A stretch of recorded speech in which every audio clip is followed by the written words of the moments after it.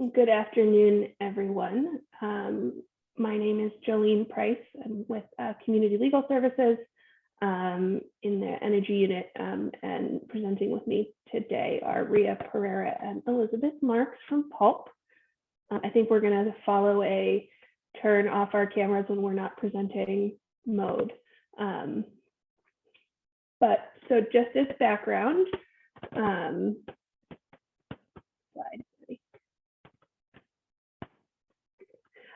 Who are we? Pulp is a statewide legal aid organization that represents the interests of low-income residential utility consumers statewide, and provides technical assistance and support to legal aid and nonprofit community groups. Community Legal Services is a Philadelphia-based legal aid organization that provides direct representation to low-income Philadelphia families across a wide range of issue areas, and the energy unit specifically focuses on access to essential utility service at affordable rates and looks at affordability policy on a local, state, national level. We also represent Philadelphia residential gas and water customers in PGW budget proceedings at the Philadelphia Gas Commission and Philadelphia Water Department rate proceedings. Today, we're going to start with a focus on utility assistance programs, what assistance is out there that's available for low-income customers. We'll do a quick refresher on strategies to avoid terminations, and then talk about some resources that are available. You can feel free, we'll do a Q&A at the end, but feel free to type questions in the chat as we go. So what's the status of a shutoff moratorium? The most important piece of this slide is the piece at the bottom. Utility shutoffs are now allowed to proceed across the state, and we have heard from utilities that they are proceeding with setting out shutoff notices and terminating customers. The COVID-19 emergency moratorium is pretty much over. There's one small continuing provision we'll discuss about payment arrangements. Whatever you learned before about protected customers not being able to be shut off, that's no more. That ended on March 31st. And the annual winter moratorium that exists every year from December 1st to March 31st also ended on March 31st. Based on data from the utilities, as of February, more than 800,000 utility accounts, and that's households, not individual customers. I mean, it's individual customers, but those are households, not just one person, are at risk of termination just among the regulated utilities by the PUC. That doesn't include any unregulated utilities, with $850+ million in regulated utility debt, which is a 44% increase from the previous year. So we're dealing both with a termination crisis and a debt crisis. In the meantime, studies have found that having utility moratoria did reduce COVID infection rates and mortality rates. And just a note, I think the CDC eviction moratorium was extended to June 30th, but it doesn't stop eviction if the utilities are terminated. There's a lot of, I think I don't need to say this to most of you, but there's a lot of collateral consequences to utility terminations, including eviction, loss of public housing, lots of issues with child custody, all sorts of issues that can arise from a utility termination. Then we pass it to Liz to talk a little bit about some of the utility assistance programs. Hi, everyone. Thanks for joining us today. Yeah, there's a lot of assistance out there, and it really is a matter of connecting people to the right assistance and making sure we can get people over the barriers to getting enrolled in the programs. There are a number of barriers, some of which we'll talk about today, but I would encourage you all, if you are experiencing issues in assisting clients to access any of these programs. Some of them are new, set up very quickly, and so there's bound to be bumps in the road. But we'll talk through in more detail the emergency rental and utility assistance program, or ERAP. We'll then hit on the existing programs for utility assistance, CAPS, and hardship funds. I'll talk a little bit about, we'll talk some about Liheap. What we're not going to talk in detail about is the usage reduction programs, CARES, or of course, there's a lot of local assistance out there as well. So wanted to put it up here so you know that the programs we're going to dive more deeply into are not the end. There may be some local or county assistance level funding programs available, local churches and things, and those in your community are best to know what those are. But again, if you run into issues with any of these or can't get connected, do let us know. I'm not going to touch much on the low-income usage reduction program, but I do want to note before we dive into program details that those are really important programs. They're not going to help in the crisis we're in, right? So we aren't going to dive in too much. But for people with high energy burdens, and we know that low-income people and particularly people of color have very high energy burdens across the state. And low-income usage reduction programs can help install energy efficiency, upgrade the building stock so that they're using less energy and their bills come down. It's more of a longer-term affordability type program, but certainly if you're working with someone with very high usage or with a system that's malfunctioning, like a heating system that's broken water heater, sometimes the Liheap program or some of the other energy efficiency programs can help. So just wanted to note that those exist. We won't talk about them today because our focus right now is on the immediate crisis, but let's dive in then to the ERAP program. And so some of you have been, you were at our webinar last week. A lot of this is going to be similar, but we are going to take a deeper dive into ERAP. So first, what are the benefits of ERAP? Well, let me back up even before that and give you an idea of how much money is in this program. So with the December allocation we got from the federal government, that was part of the appropriations bill in late December. That money that came to the state came both directly to counties, about 777, almost 778 million, went to large counties. There's 18 of those large counties that got a direct allocation from the federal government. The remaining amount of Pennsylvania's money from that bill went to DHS and is allocated to each of the counties through a simple formula based on population. So all counties are administering this program at the county level. Some of them have kind of their own program set up. Others are going through kind of a streamlined DHS administration. There is an additional $671 million coming through the American Rescue Plan that has not reached the state yet, but it will come. And some of the eligibility for that and the benefits are going to be a little bit different when that money's released. But for this first pot of money, what we're going to talk about are all the kind of program rules that are in place now for that. So as far as benefits, and I'm not going to dive too deep into the rental side, but there is rental assistance available dating back to March, plus some additional 3 months rent if necessary to stabilize housing. There is also utility and home energy costs and arrears that can be paid for. And this is also plus an additional 3 months. So it's 12 months plus 3 months if necessary for housing stability. As far as the utilities go, it can pay for electric, gas, water and sewer, deliverable fuel, which would be your oil, propane, coal, wood, and it can also pay for trash. The utility assistance pot of money cannot be used for broadband or telecommunications services.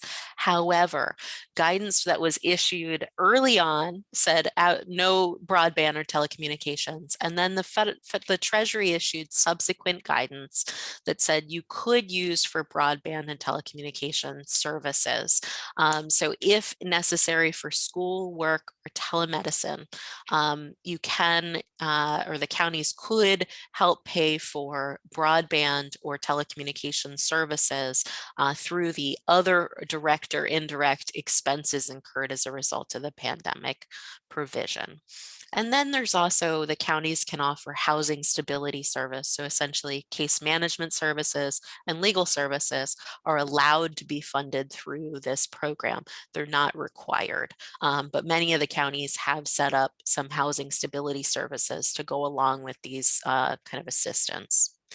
So let's go then to the next slide if we can. So who's eligible? Going to dive real deep in here right now. Right now, it's responsibility for paying rent on a residential property.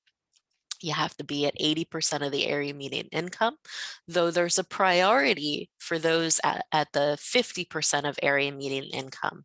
And when you get a copy of these slides, that is a live link there that will take you to a sheet that will give you the AMI for every county.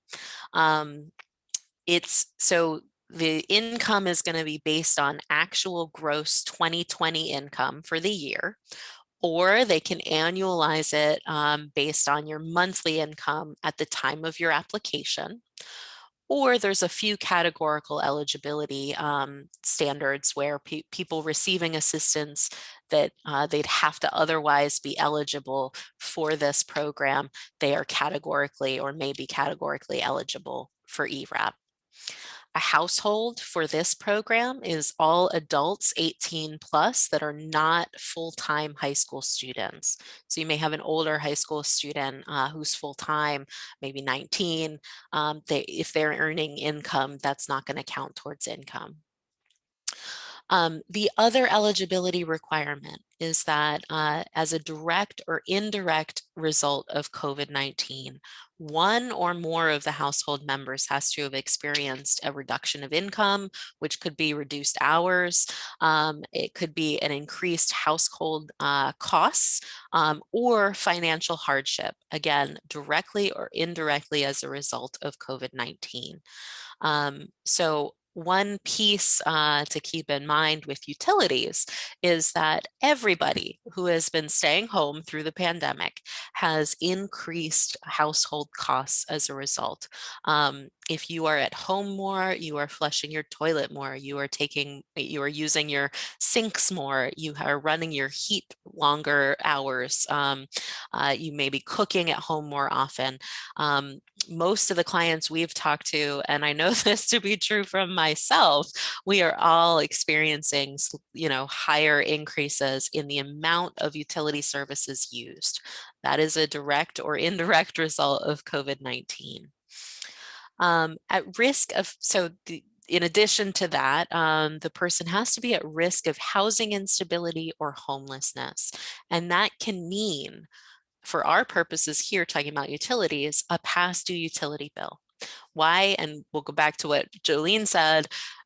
The lack of utility service to your home can destabilize your housing, lead to eviction. And so, that loss of service or a past due utility bill that may put you at risk of termination is going to be enough to make you eligible for this. There's some others in here as well. And we do, I see, have two related questions in here that I'll just answer. And Susan asks for examples of categorical eligibility. And I'm sorry, off the top of my head, I can't recall, but I believe it's SNAP and TANF. But that is all on DHS's website. I can look it up when it's not my turn to speak. And then in response to Deborah's question, is there a list to see which agency of each county is responsible for ERAP?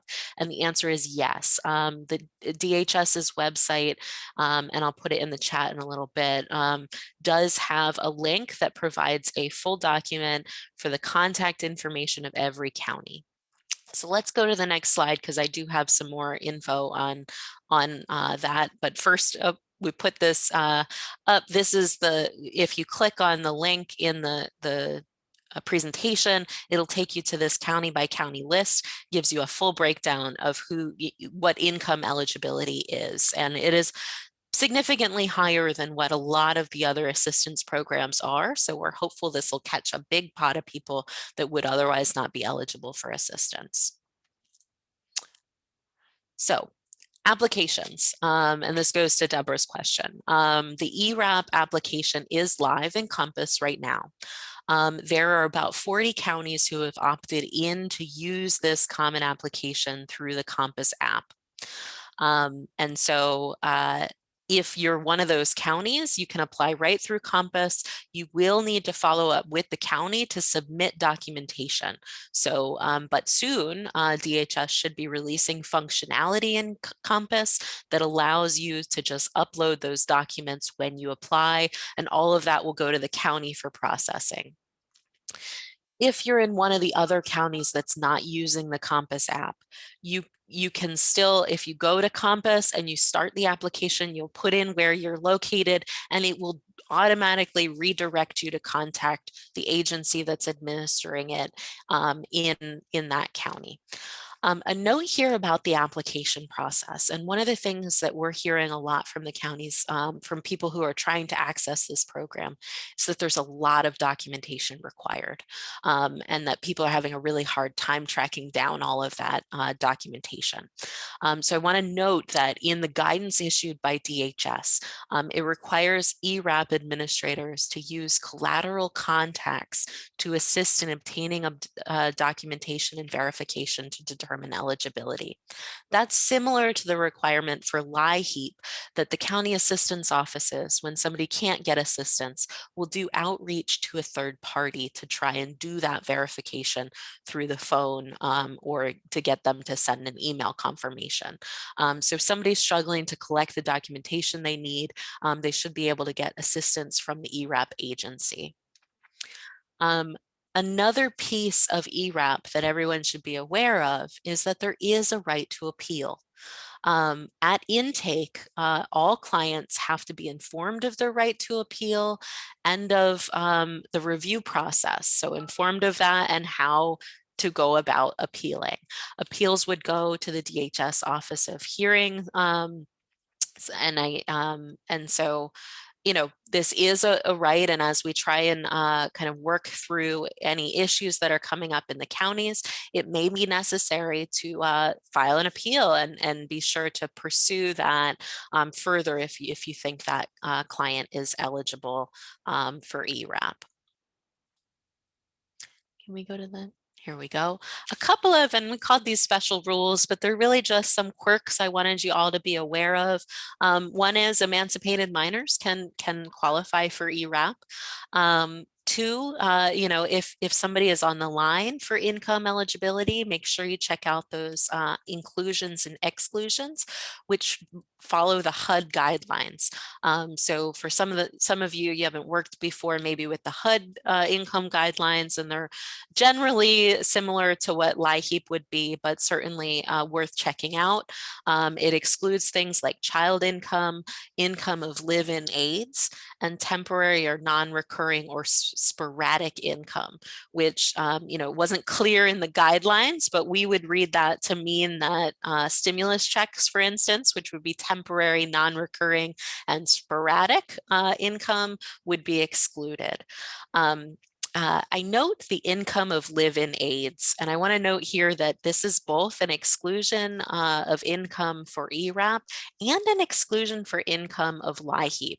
The reason I mention it is because we actually had an appeal recently with DHS on this, where somebody's an older gentleman had his a relative who is living with him and making money for the home care that he was providing to his relative.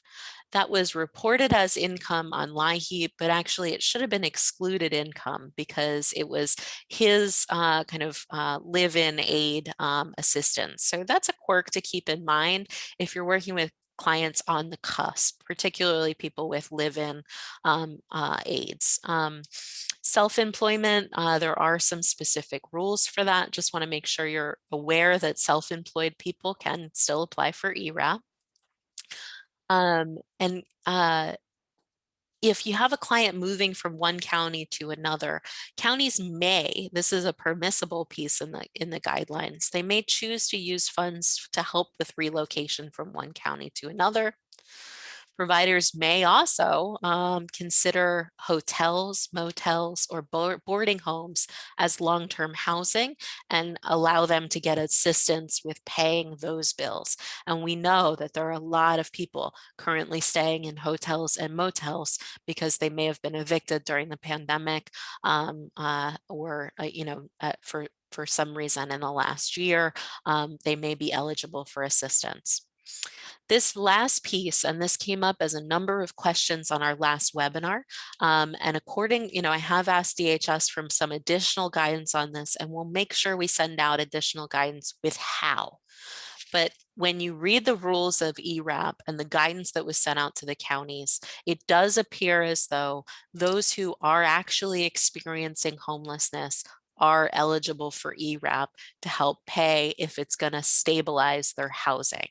And so that's, one piece that if they have to catch up with that rent or, to get a new place, they have to take care of their utility bills from before, right, before they were evicted and are now homeless in order to get service in their new residence. They should be eligible for that based on the guidelines that have been released by DHS. Again, we're looking into the how, right? Because there's still some questions of how people would apply for that and how much they'd get. So more to come on that as this program evolves. Can we go to the next slide? I'm sorry, this is Yeah. Kelly.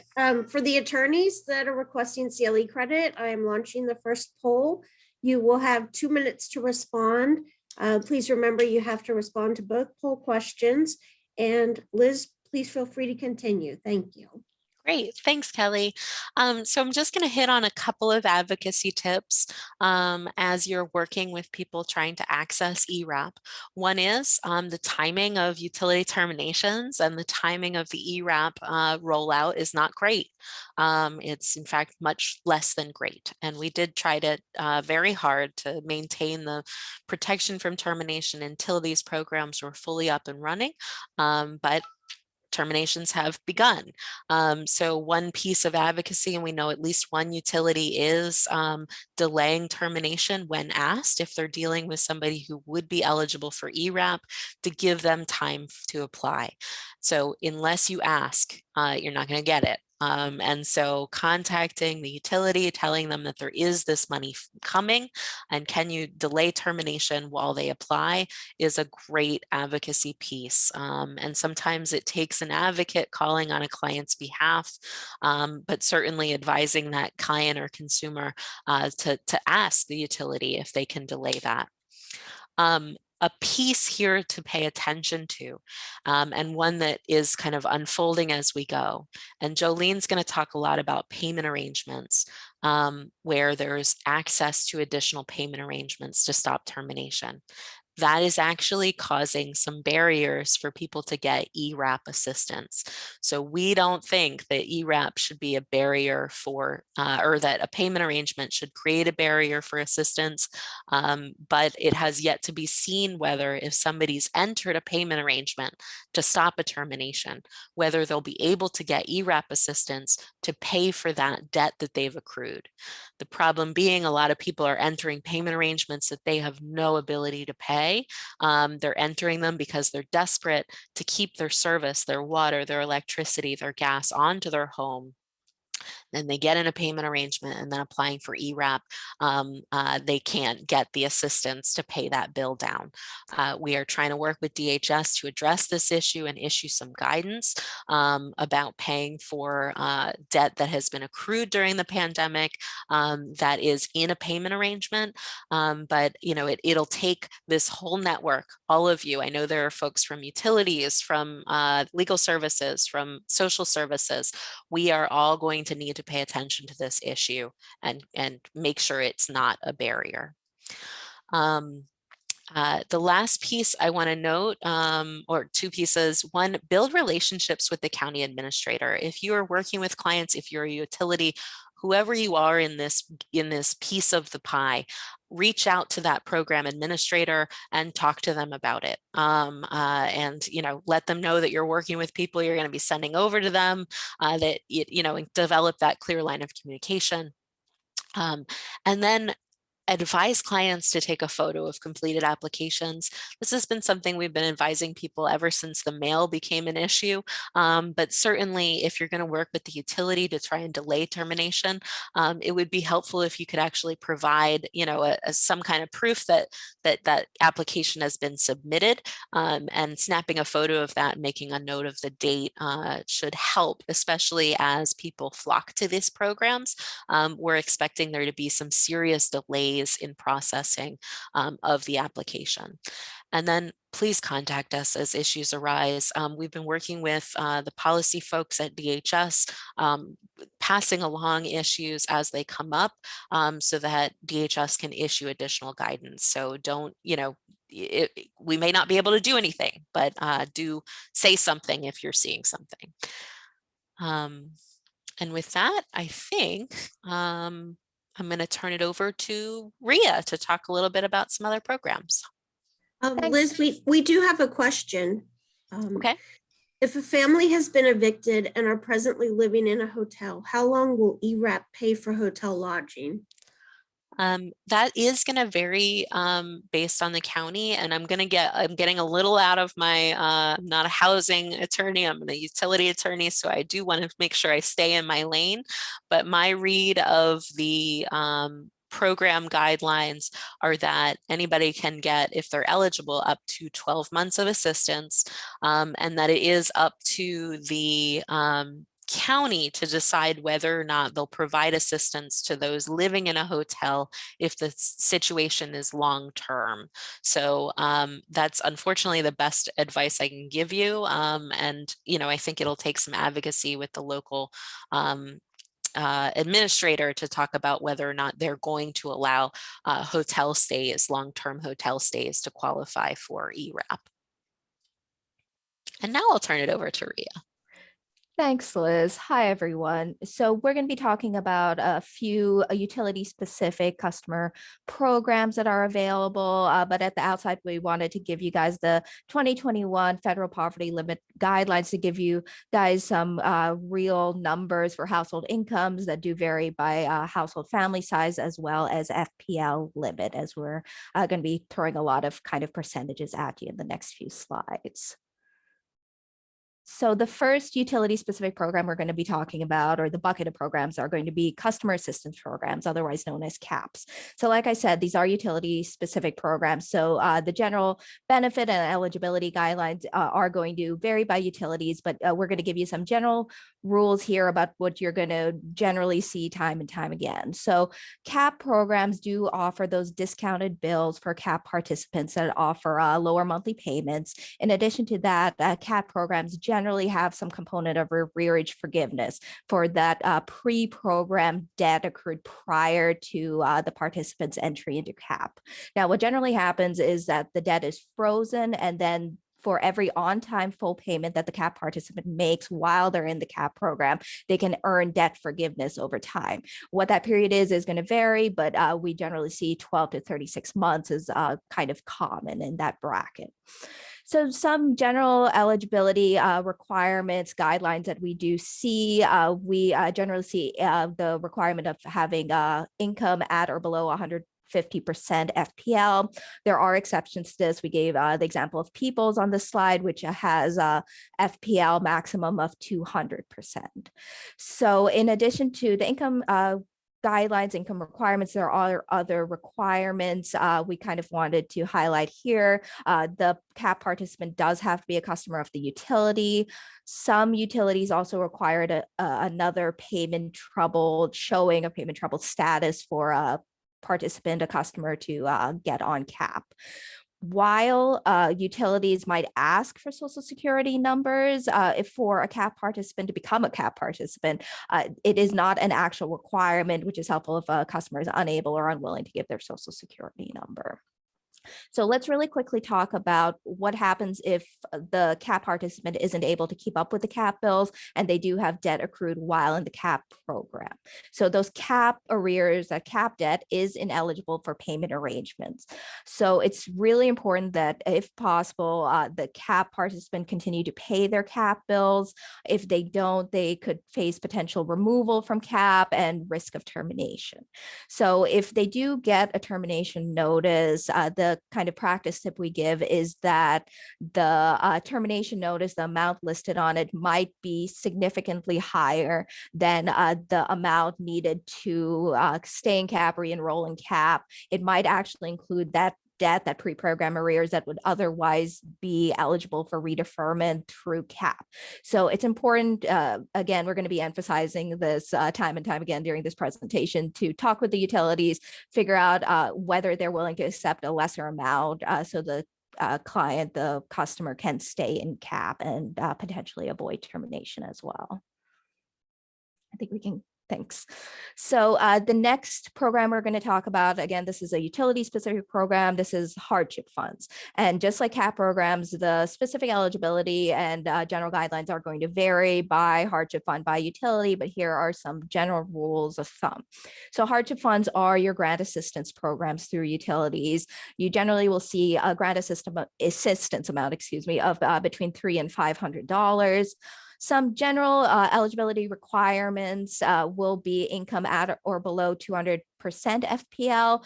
So as you can tell, it's set normally just a little bit higher from the CAP income kind of cutoff. A lot of utilities, though this can vary as well, do also require what we call a good faith payment showing, which essentially means that within a certain period of months prior to application for the grant, the hardship fund, the customer needs to have shown a good faith. So they have to have paid a certain amount over a period of months. And what this amount is and what this period of time is can vary by the utility, but a lot of them do have this good faith payment kind of showing. So we always recommend, especially for customers facing termination, to not only look at the individual hardship fund grant, but if the amount needed to avoid termination is significant, to see if it's possible to couple that grant with other sources of assistance. And this could be, Liheap during Liheap season. This could be if the customer does have a little bit of money to put towards their account. So really seeing what the universe of resources might be that can be kind of coupled together. And again, with all these universal service programs, just contact your utility, figure out what your specific eligibility requirements or customer specific eligibility requirements might be. Ria, I'm sorry. We have a question. Question. Is that debt forgiveness over time of the 12 to 36 months have to be consecutive? If someone misses 1 month, does it start the clock back over again? And I will say there is going to be some variance by utility with this again, but in general, it does not need to be consecutive. Now, again, missed CAP payments will need kind of that catch up routine because it can put the customer in eligibility danger, like they could be kicked off CAP and they could be facing termination as well. But in general, I think it does not need to be consecutive. And I'll let Joline and Liz have anything else they want to add to that question as well. I'll just add that most of them have catch up. So if they miss one, but then they make the next month and they pay two cap payments, to make up for the previous one, they may, in most utility service territories, get the catch-up amount. So they'll get 2 months of forgiveness if they make two cap payments. Thanks, Liz. So unless there's any more questions, I'm just going to keep trucking along to Lifeline and broadband assistance. So let's first talk about Lifeline. Lifeline is going to provide you $9.25 a month. It's going to be a subsidy for telephone, broadband, or bundle service. It will be subject to minimum service standards. Now, while it cannot be applied to equipment costs, a lot of providers do offer phones for free for Lifeline participants.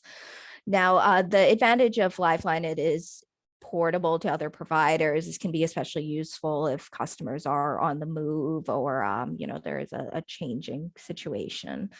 So some general eligibility requirements, the applicant does have to have income at or below 135% FPL. There are certain other categorical eligibility requirement or standards, I should say. Some of that, I'm not going to read you the entire list, but they include SNAP, Medicaid, public housing, SSI. Now, the caveat to this is there is a one subsidy per household rule with Lifeline assistance. We did provide you a website for some additional information that's right at the top in orange. So EBB program, let's talk about that next, emergency broadband benefits. This is anticipated to be available this month. $3.3 billion in federal funds has been allocated to this program. So what are the benefits? Up to $50 a month in broadband subsidies, as well as $100 in the device discounts. This does include a $10 to $50 potential copay as well. So there are some categorical eligibility requirements as well as some general eligibility requirements. Lifeline qualifiers are EBB eligible for households that have entry into the free or reduced lunch programs, Pell Grant recipients, and those applicants who have had a substantial loss in income since March 2020 and income under either for a single household $99,000 or for a joint filer $198,000, or if the eligibility for providers who have the existing low income or COVID-19 programs. So for households who are eligible for their providers programs. So like I said, this is anticipated to be available this month, and it's going to be available until the funds are exhausted or 6 months after the end of the health emergency. So there is a finite duration to this benefit. And I'm going to pause here before handing it over to Liz to talk about Liheap to see if there's any questions. Otherwise, I'll hand it over to Liz. I don't see any. Okay, so I shall hand it over then. And I'm going to just quickly go through Liheap. There is a link in this presentation if you want to tune in and watch our Liheap webinar from the fall for a lot of details about the ins and outs and who's eligible for Liheap. So Liheap was recently extended. It was scheduled to close April 9th, and it will now close April 30. So we have some time to get people in for Liheap as soon as possible. As always, there are 3 primary benefits to Liheap. There's a cash grant, which people can get every year, as long as they have a home heating responsibility. They've meet the income guidelines, and they're a Pennsylvania resident. You can get a crisis grant, which is up to $800 to resolve an actual or imminent home heating emergency.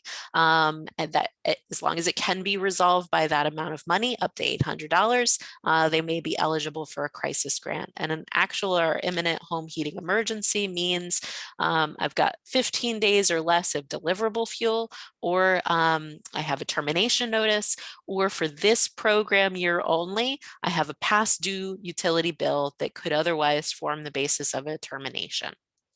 So because of the long-term moratorium, that additional past due bill rule is in place this year. Unlikely to be in place next year, but we're not at next year yet. Liheap program rules change every year.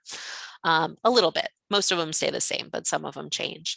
Not going to, for the sake of time, dig in deep into the tenant eligibility, but just want to note to watch out for if you're working with a tenant who has a heating responsibility through rent, unless they are receiving income-based public housing assistance, they are likely eligible for Liheap, and they'll get that grant directly to them. I also want to note quickly that mixed immigration status households are eligible for Liheap. The undocumented household member's income would count for the purposes of calculating household income, but they would not count as a household member for the purposes of counting household income. The application is up there.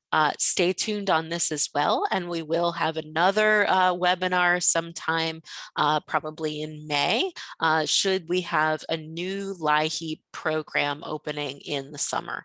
We anticipate about 240 to 260 million additional Liheap dollars coming through the American Rescue Plan. This is in addition to normal Liheap allocations.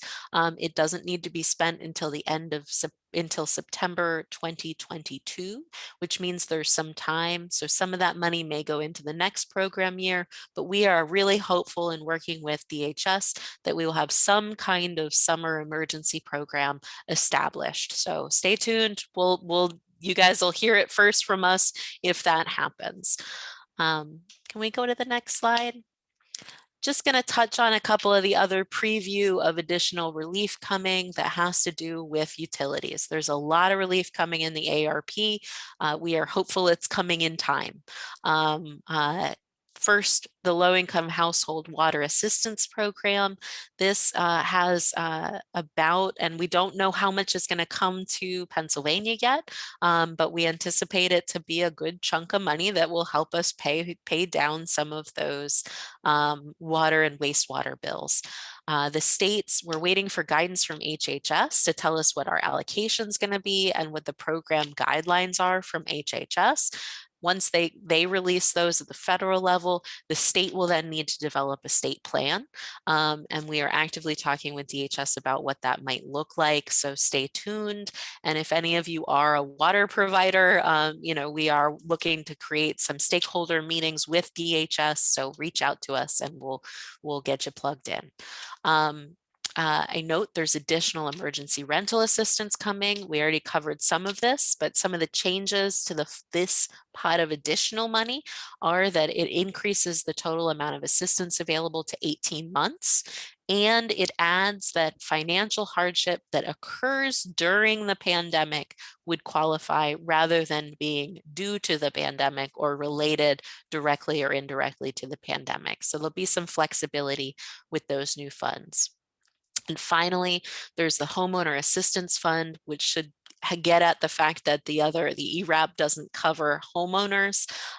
This allocation we expect to come sometime soon, and it's not clear yet who's going to run that program.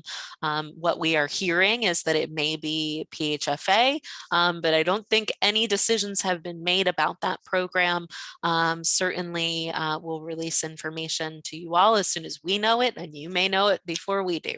But this funding will be able to pay for electric, gas, energy costs, water, internet, and other home housing costs. So looking forward to those programs. And with that, let me turn it over to, I think I'm turning it back to Ria, or am I turning it to Joline? Liz, we actually have a question quick. Okay. Does anyone who qualifies for ERAP also qualify for the broadband program?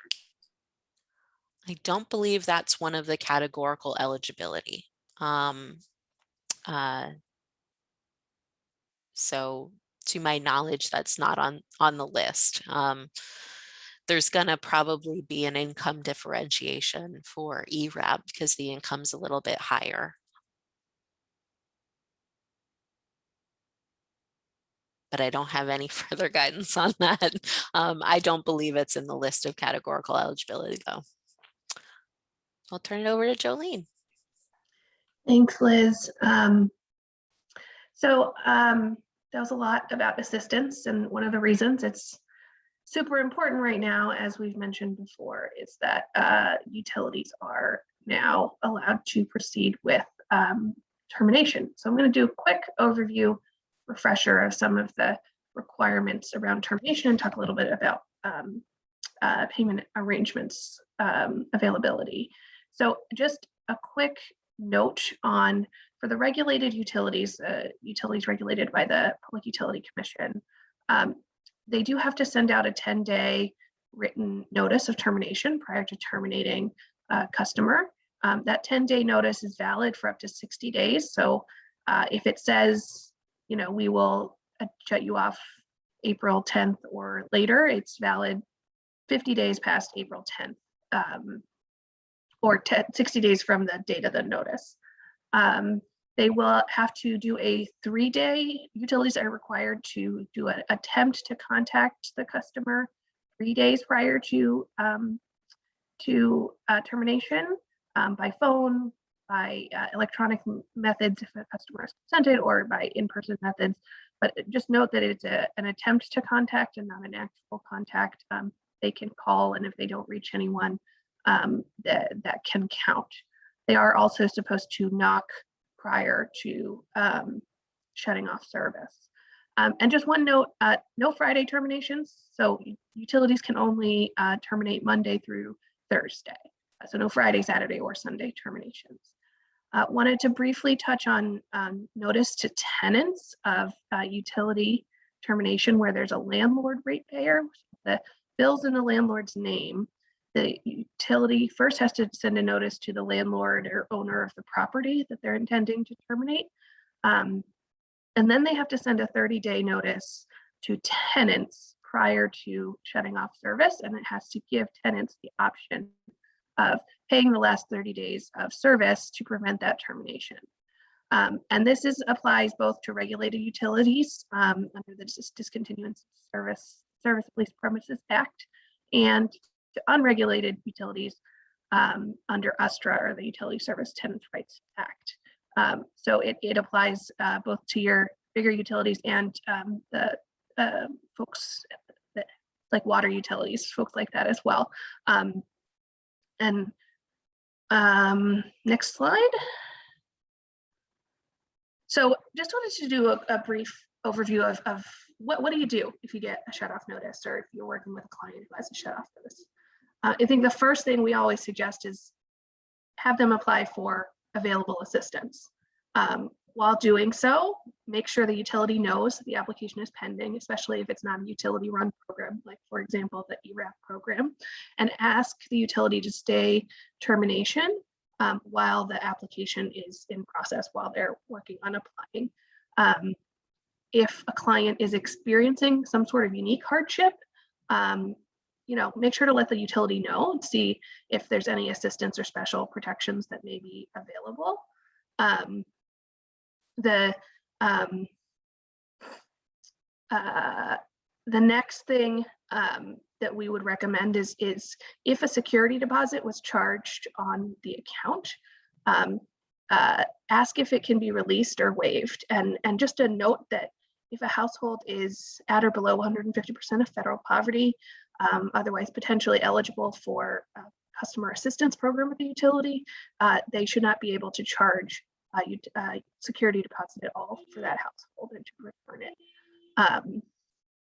If assistance is insufficient, there's not enough to cover the bill, or someone's ineligible for assistance, not eligible for re-enrollment in an assistance program, or not a tenant, so can't access ERAP, having issues with Liheap, it's gotten to another utility, lots of reasons that there might not be enough assistance, unfortunately. Then we recommend seeing if you can get an affordable payment arrangement from the utility or from the Public Utility Commission, and also recommend assessing whether special protections apply, whether a medical certificate for a medically vulnerable household would be appropriate, a 30-day hold on termination. And then whether any protections for victims of domestic violence might apply. So that's sort of, and then if the bill is just so large that there's no other option, we would recommend referring to a local legal services provider to assess other legal options like bankruptcy. So I just wanted to touch very briefly on payment arrangements. What's a payment arrangement? It's an agreement to pay back an amount owed over a period of time. When you enter into a payment agreement, you are agreeing that you owe that amount. So if you have any sort of concern about whether you owe an amount, like you think that the utility charged you incorrectly, you should not enter into a payment arrangement on that debt. It is accepting liability for that debt. The other thing about a payment arrangement is that we generally don't recommend entering into payment arrangements that you can't afford to pay.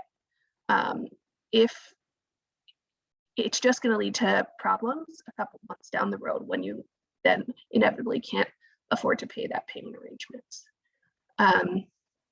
Just a note that utilities do have actually a lot of discretion to enter into reasonable payment arrangements. Payment arrangements and customers can negotiate for better arrangements. We generally recommend that customers avoid the automated payment arrangements when they call in, because those are not going to be based on household income. They're just going to be an automated process based on your bill.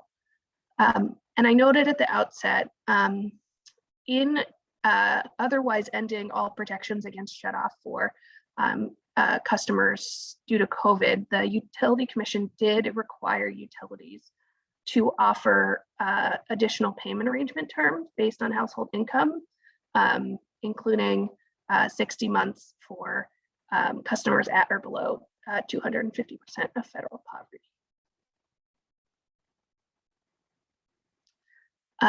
In addition to the utilities, the Public Utility Commission can issue payment arrangements as well by statute. Generally, they can only issue one payment arrangement, and you're not eligible for a payment arrangement if the debt was accrued while in a customer assistance program. There's payment arrangements for current customers and for reconnection, and the details are slightly different for those. I want to note again the temporary payment arrangement terms at the PUC. In addition to the utilities being required to offer payment arrangement, the PUC can also issue payment arrangements at the same months, and it can offer an additional payment arrangement for customers who previously defaulted on a PUC issued payment arrangement, which is a change. And we're still not clear if the new rules, the PUC issued temporary rules, would allow a CAP customer to get a payment arrangement on CAP debts. Joline, this is Kelly. I'm sorry to interrupt. I'm just going to launch the second of the CLE poll questions. Attorneys requesting credit, please respond to this. You'll have 2 minutes to do so. And Joline, please feel free to continue. Thanks, Kelly. Well, I'm actually going to turn it over to Ria to talk a little bit about medical certificates and some other termination protections. Thanks, Joline. I know we're running a little short on time, so I'm just going to give you a little bit of information about medical certificates first. So medical certificates, as Joline mentioned, is a tool to postpone termination. Now, the general rule is that a household may obtain a medical certificate to stop termination if a household member has a serious illness or a medical condition which requires utility service to treat the illness.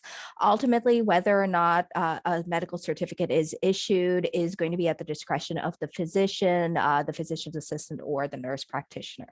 So if a medical certificate is issued and obtained, it will temporarily stop termination for 30 days. Now, what essentially happens is if the utility gets information that the customer is in the process of obtaining a medical certificate and that they do have a serious illness or medical condition, a certifying professional must provide the written certification within 3 days. Now, if the customer is keeping up with their current charges by the due date, a customer may submit a certificate every 30 days. However, if the customer is unable and is not keeping up with their current charges by the due date, a customer may renew the medical certificate 2 times. So that's a total of 90 days of protection. Now, a few big rules to keep in mind with medical certificates. Medical certificates don't take care of the underlying debt or kind of help get that down. It is literally a postponement on termination. So if there are other available assistance for the customer, it might be the better route to go than submitting a medical certificate, especially if the customer is unable to keep up with their current charges. And I think we can go to the next slide. So just a little bit about the utility complaint process. As I've mentioned and Joline and Liz have mentioned, the first kind of step when there's a utility issue is reach out to the utility to try to resolve the issue. And this is not only helpful to see what the utility is willing to do, but it's also required for the more kind of formal complaint processes through the PUC. So 2 kinds of complaints. There's the informal complaint process, and then there's the formal complaint process. So really quickly, the informal complaint process is investigated by the PUC's Bureau of Consumer Services. The decision is not precedential. However, it is helpful because if an informal complaint is filed at least 24 hours before the termination, it will temporarily stop the termination. Now, if the informal complaint is denied, then the customer, the complainant can file a formal complaint. During that time, we do recommend that the customer continue to pay undisputed bills, especially while the informal complaint is pending. Formal complaints, it's more of kind of hearing proceeding, quasi-judicial proceeding before an administrative law judge. Discovery tools are available. While non-attorneys can give information about filing, attorneys are required if there is a representation undertaken. And then there is a requirement for a formal written complaint as well for formal complaints. So we provided you some information in the website, as you see on your screen, for anyone interested in learning more. So here's some helpful kind of phone numbers and links. Now, very top of the page again, I'm just going to emphasize utility company is generally where you're going to start, not only to negotiate, but really find out what's going on with that customer, that complainant's bill. But there are a number of other service providers. We've listed PULP as well as CLS. There's Office of Consumer Advocate, as well as the link to find local legal services programs, as well as the Bureau of Consumer Services. So I think a little bit over time, but we're on to our Q&A portion. And I'll just say, I don't see any question and answer in the chat, but Maddie, if we could go forward, I want to show people that we have in the appendix of this slides that you'll receive some additional resources, copies of, you can reach on the PUC's website, a copy of the Commission's Universal Service, or each of the utilities Universal Service plans that go through kind of details for what the program rules are for customer assistance programs, hardship funds, and the low-income usage reduction program. And then the last 2 slides, we have contact information on websites for all of the large utility programs. So hopefully that'll be a good resource to you all. When those slides get delivered, you should have all of that. But of course, you can contact PULP or CLS at any time if you have questions or need help with a client. And if you are working with a client who needs a little bit more assistance on some legal services, local legal services programs are available. And we at PULP operate a small emergency utility hotline as well for emergency termination calls. So Thanks for joining, everyone. Unless, oh, do I see a question? Nope, just someone saying how wonderful it was. I'm really glad it was helpful to everyone. Enjoy the beautiful day, and don't hesitate to call us if you have any questions or run into problems in your counties. Take care, everyone. Have a good rest of the day.